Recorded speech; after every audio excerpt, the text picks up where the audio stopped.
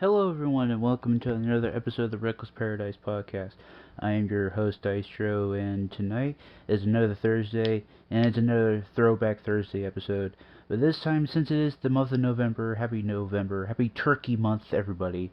I'm gonna go with another Throwback Thursday episode, and this Throwback Thursday episode is gonna be kind of synonymous with another wrestling topic, of course, because we love to talk about wrestling on this channel.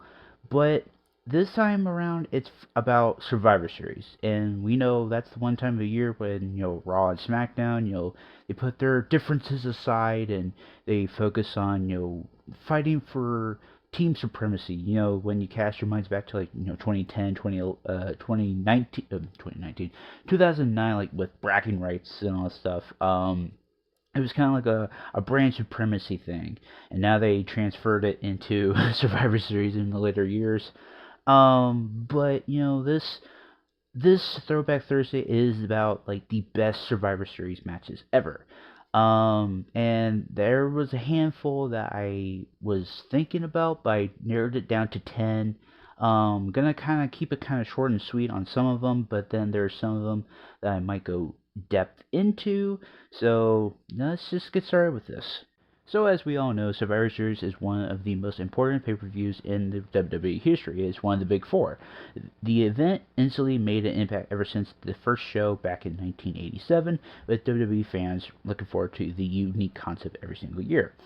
The show became famous with its elimination tag team matches, with regular matches being added to the show by the early 1990s. Now today, in this day and age, we get a mix of both. Regardless of the type of match type or stipulation, these are like the 10 greatest matches in Survivor Series history. So, off the top, we're going to be going back to 2007, Survivor Series '07, and the match that I'm talking about in particular is Batista versus Undertaker in Hell in a Cell for the World Heavyweight Championship. This goes back to, WrestleMania 23 of that year, where, Taker beats Batista to gain the World Heavyweight Championship and Taker's streak intact. And then you go back to Backlash in '07, where it was a last man standing match. Neither man won, because it went to a no contest, as you do. And then, it kind of escalated on from there. But, the Animal and the Dead Man carried SmackDown in '07, as they should, with their amazing feud over the world title. They first battled at WrestleMania 23, with Undertaker picking up the victory. After a couple draws, Batista tied the score at Cyber Sunday. God, those were the days when Cyber Sunday and Taboo Tuesday were a thing. God, take us back. The feud culminated inside Hell in a Cell at Survivor Series. Their matches always delivered, and this one wasn't the exception. After a brutal and intense bout between two men determined to prove their superiority, the returning Edge was the deciding factor. Disguised as a cameraman, the Rated R superstar cost Taker the match after hitting him with a camera, which led to the Edge Taker match in the main event of WrestleMania 24 the next year, which is kind of cool to think about it in retrospect. Because like Edge was just coming back and all that stuff, like I said. So it was kind of interesting that it was the end of that feud, but then with Edge disguised as cameraman and he cost Taker the match and all this stuff, it led into their program going into the next year, which is kind of cool. I love when like matches do that because it ends one feud and then goes right into the next one. It's really good storytelling. The next one on the docket that I have is the Team Raw versus Team SmackDown Survivor Series Elimination Tag Team match in 2016. This had all the SmackDown and Raw tag teams in one match. There was too many bodies to count here. So the while this match wasn't really emotional as some of the others on the list in terms of its story, it was still a fantastic match for different reasons, and everyone got a chance to shine here, even including the team's mascot, James Ellsworth, allowing several wrestlers to interact with each other and create a very fun match. Even though SmackDown vs. Raw matches rarely work due to how forced they are, this one simply clicked. Ultimately, the late Bray Wyatt picked up the victory for the Blue Brand, which was great since no one saw it coming. This one was a really, really good match, and it went almost like an hour. This one has, Bray Wyatt, Bray Wyatt, AJ Styles, Randy Orton, Dean Ambrose, and Shane McMahon, the Human Thumb, on one side, and then you have Roman Reigns, Jericho, Seth Rollins, Braun Strowman, and Kevin Owens on the other. This match was good match from start to finish. Me and Marissa have watched this in the past. It still holds up to this day. 8 years later, and Survivor Series is coming up. We have War Games this year, which is awesome. I'm just very, very excited about that. Um, and it's a very, very good, well-rounded match too, because you have like a brief Shield reunion, and also it furthers storylines between Reigns and Owens, Jericho and Rollins, like Braun and Reigns going into the next year. What else? Like AJ and Dean, Bray Wyatt and Randy Orton doing their thing, and all that stuff. But yeah, it was like a really, really good match. Um, Man, this is gonna be like tough because like there's a lot there is on this list, but I'm gonna save some for last. Now, this next one is kind of a hidden gem. This is where Randy Orton becomes Mr. Survivor Series in this match, and this is going back to Survivor Series '03. Cast your minds back to Survivor Series '03 for a quick second. There's actually two matches on this card, but I want to talk about. But I'll talk about this one first. It is Team Austin versus Team Bischoff from Survivor Series. The other contender for best traditional elimination match in Survivor Series history is Team Austin versus Team Bischoff from '03. It's hard to choose between this and Team WWE versus Team Alliance, but which we'll get to a little bit, as they are both equally awesome. Co-Raw GMs Steve Austin and Eric Bischoff chose 5 wrestlers to represent them, as only the winner would be general manager going forward. Team Austin member Shawn Michaels found himself on a 3-on-1 disadvantage in the final moments. A great blade job by Michaels added a lot of drama to the contest, with HBK trying everything in his power to make the comeback and win. While Michaels did manage to eliminate 2 guys, Randy Orton eventually put him away while after Evolution's Batista interfered and laid out the showstopper. It's very, very good moment, and this is like when Randy Orton becomes Mr. Survivor Series, because he does that in '03, '04, I think '05, like every year, almost every year, leading up to that point. But the other match that I want to talk about on this card in '03 is like it's not really a sleeper hit, but it's a sleeper hit to me. It's Kane versus Shane McMahon in an ambulance match that year. It was like a lot of fun, and plus like I don't think a lot of people give the Shane and Kane rivalry any good credit, because it's like, yeah, like it was kind of one-sided a little bit, and plus it's like it gives Shane something to do, and he just bounces off of shit and he just flies off of shit. But they did have some really physical matches, and I kind of want to give that rivalry a well in-depth look at some point. But those two matches, I believe those like should have been on that card. And it's on that docket too. So I'm just gonna say that. So going further into the future here, going to 2017 Survivor Series 2017, Brock Lesnar versus AJ Styles. This is a big man versus little man matchup, as it should have been. In 2016, the respective world champions participated in the aforementioned elimination match. The following year, though, WWE booked SmackDown's WWE Champion versus Raw's Universal Champion on the show, and what a great decision that turned out to be. What a shocker. AJ Styles and Brock Lesnar, their respective champions, put on a fantastic showing against one another. It was a dream match that wrestling fans never thought would happen, but thankfully it did, and it was actually absolutely incredible. This actually was a replicant of to the following year in 2018, when we were gonna get Brock Lesnar versus Jinder Mahal, which that would have been very, very sucky. But truth be told, it was actually a right decision to give the belt to Bryan. Or no, this was 2017. I'm sorry. What am I talking about? And then going into 2018, it was AJ Styles holding onto the belt, and then that's when Daniel Bryan turned heel, and then we got Daniel Bryan versus Brock Lesnar again. Well, again I should say, but it was the first time in 2018, and that was a really good match as well. I think Brock Lesnar always has the best matches against somebody that's like very, very smaller than him. But it's also kind of tough to do anything with him that's like his size. Like when cast your minds back to like '04, like WrestleMania 20, it was like Brock Lesnar versus Goldberg. Like these two were like at the height of their kind of like I guess impact, I guess, but both men were leaving, and it was like everybody was shitting on it. And it's like it was supposed to be like kind of like a 3 minute squash, maybe if you want to call it that.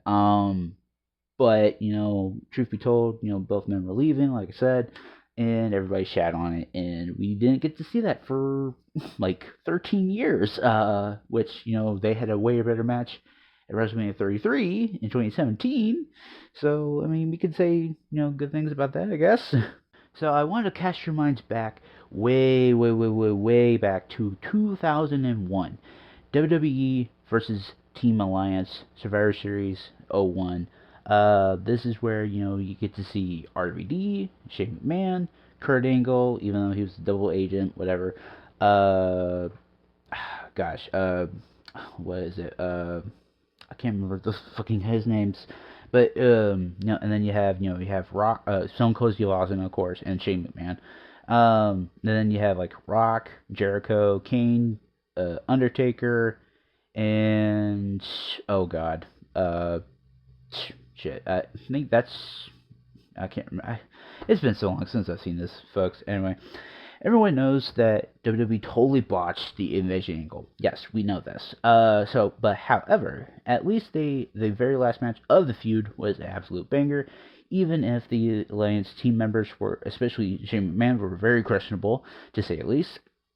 This was one of the greatest traditional Survivor Series matches ever, culminating with The Rock and Stone Cold Steve Austin battling over control of WWE.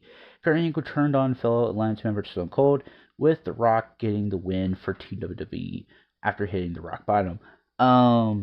Yeah, so this is like the Kurt Angle double agent thing, being like, like he's on the side of Stone Cold and all that stuff, and he's just doing like bits with Stone Cold and all that stuff. It's very, very funny.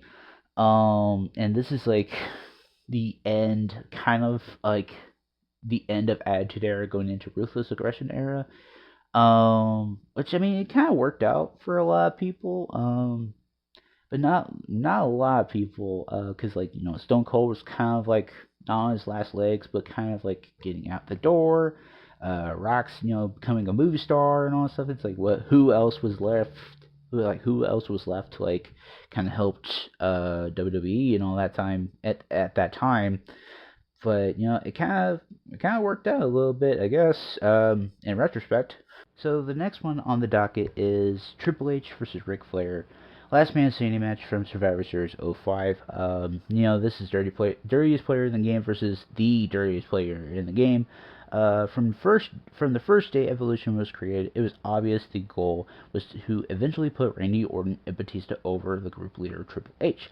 Randy Orton got his chance first, even though it didn't really work out, with Batista following in early 2005 to much better results. People just seem to forget about one man, the Nature Boy. Woo! Nature Boy Ric Flair.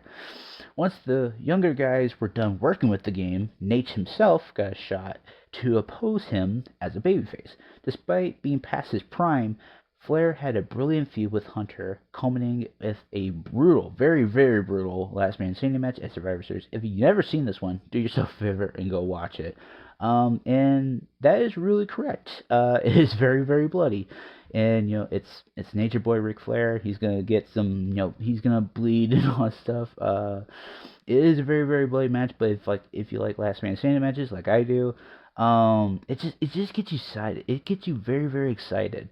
Because you just never know like what's gonna happen. I guess the greatest Last Man Standing match, I guess, was Dragunov and Dijak. at NXT Takeover or NXT uh Vintage Day, I think. I think that's what it was. Or but no, Battleground. I'm sorry, Battleground. What am I thinking of? NXT Battleground. And that was a really really good like match. It actually put like Dijak and Ilya Dragon on the map too. Um, I mean, because it's like it's a lot of physicality and all that stuff. I think it was like the best match of the night by far. Um, but then you go into like I had talked about Brock Lesnar and Daniel Bryan from 2018 because with 2017 it was Lesnar. It was gonna be Lesnar and Jinder Mahal. But then, they just did the whole switcheroo thing and they gave it to AJ Styles. And then it was like, oh, well, you're going to face Brock Lesnar now. And it's like, oh, well, shit. um, Again, like, Brock Lesnar and Bryan's, like, it was a good big man versus little man matchup. Just like the year before, like I said, WWE put both the top champions against each other once again. This time around, Brock Lesnar was still the champion, but found himself facing a new challenge, none other than the great Daniel Bryan, who had just returned from retirement at that year's WrestleMania. Bryan had turned heel a couple weeks earlier, shocking everyone as he cheated to steal the WWE Championship from AJ Styles. That created a great dynamic as fans still didn't want to see the vulnerable Bryan get his neck destroyed by the Beast, until he started cheating halfway through. The stronger psychology is what gives this match the edge over Lesnar and Styles from the previous year. And I tend to agree.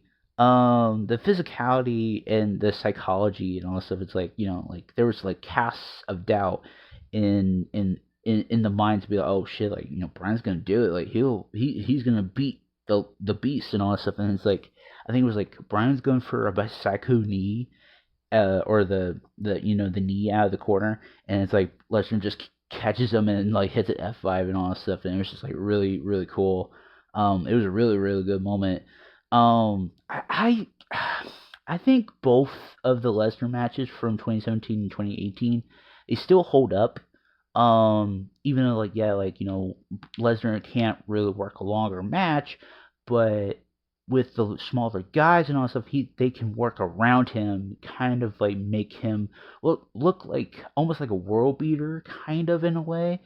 But it makes the smaller guys kind of like world beaters in their own way, because it's like trying to make this like opposing giant or this like big strong dude like submit to an ankle lock or the yes lock or cattle mutilation or whatever. But it's like it's still pretty good matches and stuff. I recommend to check them out. Alright, so the next match that I'm going to be talking about is the only Survivor Series that held a Elimination Chamber match. Yes, you know this one. It is Triple H versus Shawn Michaels versus RVD, Rob Van Dam, versus Booker T versus Chris Jericho versus Kane. Elimination Chamber match for the World Heavyweight Championship in 2002. And this is where, Big Papa Pump made his, kind of WWE in-ring debut. It was a huge bidding war between Raw and SmackDown to get him and all that stuff, and they beat up Chris Nowinski. If you remember that guy, cool on you. This is like where we get a Divas or a women's title hardcore match in the show, which is really crazy. And then you get to see the SmackDown 6 very prominently with the triple threat elimination tag match for the WWE Tag Team titles on SmackDown. It's Rey Mysterio versus Angle and Benoit versus Los Guerreros. And then you have the opening match with it's a 6-man elimination tables match. Jeff Hardy Jeff Hardy and the Dudley Boys, which is Bubba Ray and Spike Dudley, versus 3 Minute Warning, which is Rico Constantino, Jamal and Rosie, aka the future Umaga, who's no longer with us, rest in peace. And that match was really chaotic and really fun. And this is when Devon comes back and kind of reunites with Bubba and all that stuff, which is a really cool moment. But this chamber match had it all. It's very high spots and all that stuff. The very first Elimination Chamber in history was really all about two guys at that point, Triple H and Shawn Michaels. HBK had won his first WWE match in over 4 years that year, SummerSlam that year, besting Triple H, only to get destroyed by his former friend immediately afterward. After some years away, Michaels shocked the world when he announced he returned to Madison Square Garden to wrestle for a second time. Made no mistake about it, the others added a lot to the greatness of the match, particularly Chris Jericho, who carried a considerable portion of the contest. But, of course, it all came down to Michaels and the game in the end. The roof nearly came off MSG when Michaels connected with Sweet Chin Music and captured the World Heavyweight Championship, the last singles title win of his legendary career. It's crazy. I think it was like the next month at Armageddon, like he loses it like right back to Triple H, which is like so stupid. The carried portion of it was RVD going for a 5-star frog splash, and he kind of crushed Triple H's larynx, and he could not breathe, and he was trying to like make sure that he can go the rest of the match trying to breathe. But he's still, he's still okay and all that stuff. He's still kind of healthy. But there was like a lot of entwining like storylines going on here, sort of, as well. Which is like, it's a big, huge match for Elimination Chamber. It's the very first Elimination Chamber, and you had to put it on like the biggest stage of like one of the big four. So, it was a really good, really good match. It still holds up, 10 plus years later. And it is like one of the best matches, I think, on that card at that point. But this next match is the best match of all time, but we will get to that in a little bit. So for the final match that I'm going to be talking about tonight, it is one of the greatest singles matches in Survivor Series history. I'm not talking about Brock Lesnar and AJ Styles. I'm not talking about Lesnar and Bryan either. I'm talking about the peak of Bret Hart and Stone Cold Steve Austin as characters. This is from 1996 Survivor Series, the match that kind of saved Survivor Series 1996, in my opinion. This was the match that kind of like put, I guess, both men on the map, I guess, in retrospect, and more so Steve Austin here. As fun as all the stipulations and gimmicks surrounding the Survivor Series have been, the best match in the entire history of the pay-per-view is just a normal singles match, considering the participants in said match were arguably the two greatest of all time. That makes it, a lot less surprising. Bret Hart returned from his hiatus in '96 and picked the up-and-coming Austin as the opponent for his first match back. Even before they locked up, the world saw the chemistry these two had when Austin cut a tremendous backstage promo right before the match, and then they put on a masterpiece inside the ropes. Austin and the Hitman would have been one of the best feuds in wrestling history or in WWE history the following year, and it all began with the Survivor Series 96 match. And I really, really agree with that. There's like, a huge like, not debate, but it's like, it's not a debate really, but there's like a lot of people saying, well, like the Survivor Series 96 match was better, but then like the WrestleMania 13 match was way better. And they're both good in their own equal way. I think they were like off and on, like it was like 96 when they started, and I think it was like In Your House, Canadian Stampede when it kind of finished, I think. But then like going into like King of the Ring that year, '97. And I think it was like after that, it was like it was like Montreal Screwjob time. So it was like the next year in '97 where like Brett got screwed by Shawn Michaels or whoever you want to hear about that. But it was like one of those like feuds that kind of like put Austin on the map, but then it's like the next year in '97, it's like Austin was just skyrocketing in popularity after that. And then the following year in '98, you have the feud with McMahon, and then that whole McMahon and Austin feud and all that stuff. And it changed wrestling history for the better because WWF was kicking Nitro's ass after that point in the ratings. So I mean, there would have been an alternate universe where it's like, we could have never had Stone Cold Steve Austin. We could have not had Bret Hart come back from hiatus. We could have had, like, not had the curtain call and all that stuff. But we'll save that for another time. But that is it for another Throwback Thursday. So best of the Survivor Series matches. I really, really appreciate for you guys listening to this podcast episode. Please make sure to follow us on all social medias in the link tree in the description below. We have Instagram, Twitter, Reddit, Facebook. I'm thinking at this point, and you can find us on those social medias as well. We have, I think, our own individual Instagrams, Twitters.